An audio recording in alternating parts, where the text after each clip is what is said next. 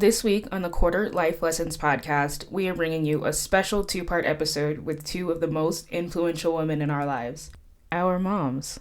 Thrivers, I don't want anyone to get confused. I often state that all the lessons we discuss can be essential to have a thriving life, but just a disclaimer. Being a parent is not required to have a thriving life. For some, being a parent is the best part of their lives. Some never get that opportunity, and some never want that opportunity in the first place. And all of that is absolutely okay. Steph and I are lucky to have some amazing moms who adore motherhood. I know Mother's Day and parenthood in general can be a difficult subject. If listening to the many joys of motherhood is too heavy, set a reminder for May 17th and tune into our next episode. Without further ado, happy Mother's Day to our moms and the multitude of mothers out there as well. Let's get started. Happy Mother's Day, and I love you so much. Thank you. I love you too, Steph. This is my mom. Her name is Donna. Hello. I wanted to ask you, Mom, what's your favorite thing to be called? Do you have any nicknames? Daw sometimes. Like D-A, Da. Daw. Your dad started to call me that a long time ago, and it kind of stuck. And Elizabeth calls me Mama Llama, and I like that. Mama Llama is so cute. Okay, Mom, so the first question we have for you is, what does Mother's Day mean to you? It's a day to honor mothers, and it's kind of bittersweet for me because I don't have a mother to honor anymore. But my girls always honor me and take really good care of me. That's awesome. That's because we love you. Okay, let's see. Question 2.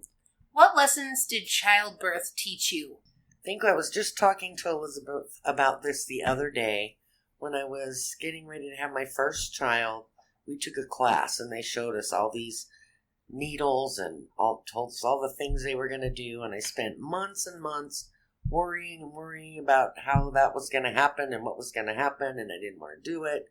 And when it came time and I had the baby, I didn't even know when any of that stuff happened. So it just teaches you it taught me to not worry about this stuff before it happens. It doesn't do any good because it's over. Yeah, that's a good one. When you learned that, did you kind of take that into your mindset and apply it to other things in life? You always try to do that stuff. Yeah.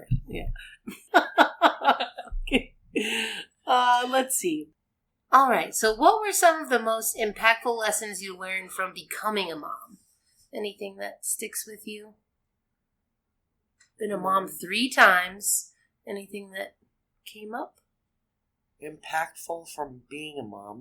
It's just the best accomplishment I've ever had in my life is having my children and raising my daughters. That's, been my greatest accomplishment. That's awesome. So sweet. Did you ever feel like you had motherhood figured out? Or did you ever feel like, oh, Lord, this is not coming together? Well, I think there were times for both of those situations. I think the older I got, around my 40s, I think life in general, you start out in the beginning and you think you know everything. And then you kind of figure out you don't know everything. And then when you get to your 40s, you think you've got everything pretty handled and you know everything. And then you get in your 60s now, and all of a sudden you don't know anything again. So it's a cycle. Yes. Okay. What were some things you did not expect to go through in motherhood? Was there anything that you didn't expect that surprised you? Well, I think your kids surprise you all the time. You don't ever know what they're going to come up with next. But I think my kids were always really good kids, and I didn't have a lot of trauma and things with them, so I was never negatively surprised. I was very positively surprised when Steph was prom queen and won a scholarship and was the state officer in her youth organization one year. She just had every accolade there was, and it was a very proud moment, and it was very nice and surprising. Well, that's a really nice memory. I remember that too. What is something you needed to hear while raising your kids, or something you still need to hear? Is there anything you just really felt like you got more of, or could have used more of? I don't know that I was looking for more of anything. I always enjoyed it when everybody talked about how much they liked the Miller girls. And I don't know that there was necessarily anything I needed to hear. I did like to hear, everybody would always say, oh, those Miller girls, we like them. They always help out. And they complimented everybody, and they just called all my girls, all three of them, the Miller girls. And it's been kind of cool to have that experience. Also thinking in your question, I did think in my 30s I was going through some rough stuff with my aunt. She was judging me all the time about what I was doing, and I was going to school, and she didn't think that I was spending enough time with my kids. And my mom needle pointed me a sign that said a mother's place is wherever she wants it to be, and that always was kind of nice and made me feel good. That's awesome. So your mom was a great support to you as a mom? Yes. That's she was beautiful. a great support, and she was a great grandma. It was awesome. That's wonderful. I love that. I remember that too. Mostly her as a grandma, not so much a woman supporting a mother, but that's really cool to hear. What is your honest opinion of motherhood? Someone said, what do you think of motherhood? I think it's the thing in life. I mean, people who don't want children, I worry about them, that they're going to miss out on something wonderful. And it just makes me sad when they don't want kids, because kids are the best of life. That's nice. What about when people can't have kids? What would you tell them to do?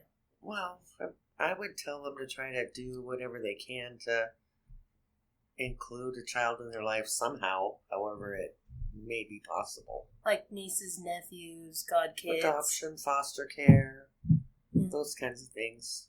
It's just that Big important. brothers, big sisters, just anything where you have that connection, it's that important, yes. That's awesome. What was the easiest part of motherhood?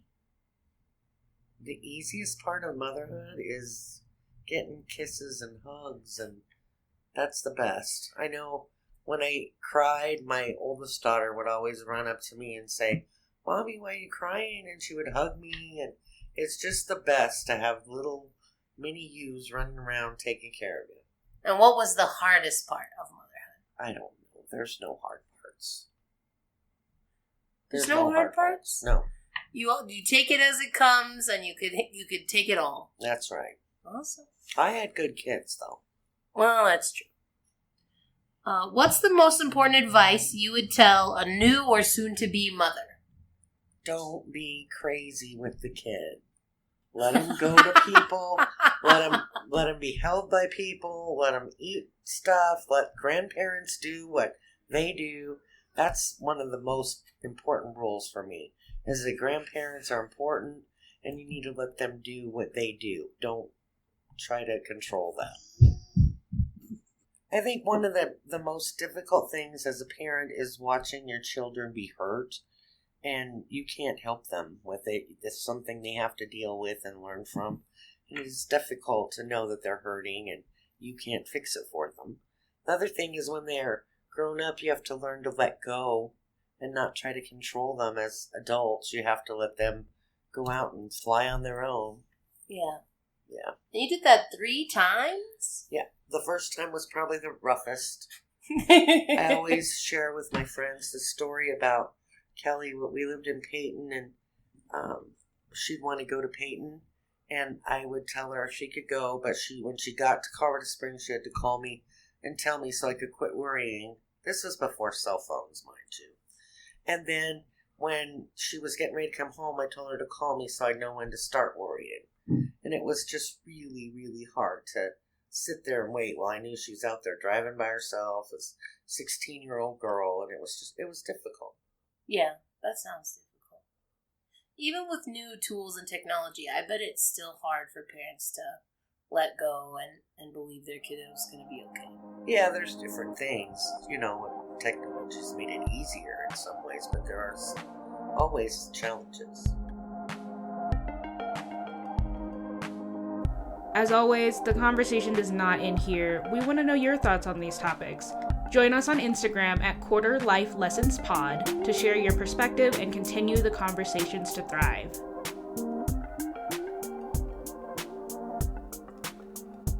Thank you for tuning in to the Quarter Life Lessons podcast. Find our new episodes bi-weekly on Spotify, Apple Podcast, YouTube, or our Buzzsprout website.